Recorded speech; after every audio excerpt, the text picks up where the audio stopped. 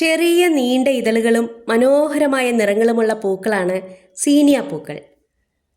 നിറയെ സീനിയ പൂക്കൾ പിടിക്കുന്ന ചെടികൾ കൂട്ടമായി നിന്നാൽ എത്ര ഭംഗിയായിരിക്കും അല്ലേ? അങ്ങനെ ഒരു വീട്ടുമുറ്റമാണിത്. വളരെ ചെറിയൊരു വീട്ടുമുറ്റം. മുറ്റം നിറയെ പൂക്കളാണ്. കാക്കപ്പൂവും വാടാമല്ലിയും ചെണ്ടുമല്ലിയും ഒക്കെയുണ്ട്. ചെണ്ടുമല്ലി പൂത്തു തുടങ്ങിയതേ ഉള്ളൂ. ഹൈവേയോട് ചേർന്നൊരു വീട്. റോഡ് പണിക്കായിട്ട് സ്ഥലമൊക്കെ എടുത്തതിന് ശേഷം മതിലൊന്നും കെട്ടിയിട്ടില്ല. കുറച്ചുനാൾ മുൻപ് സീനിയ പൂക്കളും പനിനീർ റോസും മാത്രം നിറഞ്ഞൊരു വീടായിരുന്നു ഇത്. നല്ല വെയിലത്ത് മഞ്ഞയും ചുവപ്പും സീനിയ പൂക്കൾ ബ്രൈറ്റായിട്ട് ചിരിച്ചു നിൽക്കുന്നത് കാണാൻ എന്ത് രസമായിരുന്നു. ഇതുവഴി വണ്ടിയിൽ പോകുമ്പോൾ ഈ വീട്ടുമുറ്റത്തേക്ക് കണ്ണൊന്ന് പായാറുണ്ട്. ഇവിടെ അടുത്ത് ദേവീക്ഷേത്രത്തിൽ വന്നപ്പോൾ ഇതിൻ്റെ തൈകൾ ചോദിക്കാനായിട്ടൊന്ന് കയറി. ഇപ്പോൾ സീനിയ കുറച്ചേ ഉള്ളൂ, ചെണ്ടുമല്ലിയാണ് കൂടുതലും. ഇതിൻ്റെ വളം എന്താണെന്ന് ചോദിച്ചപ്പോൾ വീട്ടുകാർ പറഞ്ഞത് പൂക്കൾ കുറയുമ്പോൾ ചാണകപ്പൊടി ഇട്ട് കൊടുക്കും.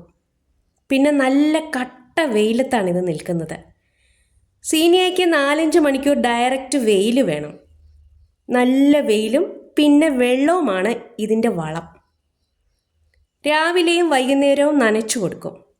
കണ്ടോ, ചുവട്ടിൽ മാത്രമല്ല തണ്ടും ഇലയും പൂക്കളും ഒക്കെ നനച്ച് ഫ്രഷായി നിർത്തിയിരിക്കുകയാണ്. മഞ്ഞയും ചുവപ്പും സീനിയകൾ മാത്രമേ ഉള്ളൂ. ഇത് തന്നെ വിത്തിട്ട് നിറയെ പിടിപ്പിക്കുന്നുണ്ട്.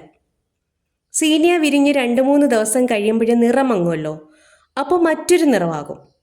അങ്ങനെ 3-4 നിറങ്ങളിൽ പൂക്കൾ നിൽക്കുന്നത് പോലെ തോന്നും. എനിക്കും ഇതിൻ്റെ കുറച്ച് തൈകൾ തന്നു. ഈ ചെടികളുടെ ചുവട്ടിൽ തന്നെ നിറയെ തൈകളാണ്. വിത്ത് വീണ് അവിടെ തന്നെ നിന്ന് കിളിർക്കും.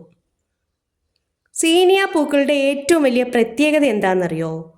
പൂ പിടിച്ചു കഴിഞ്ഞാൽ ഏറെ ദിവസം നിൽക്കുമെന്നതാണ്.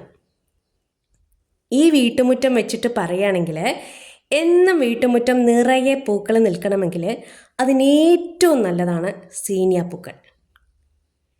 വീഡിയോ ഇഷ്ടമായാൽ ഒരു ലൈക്ക്.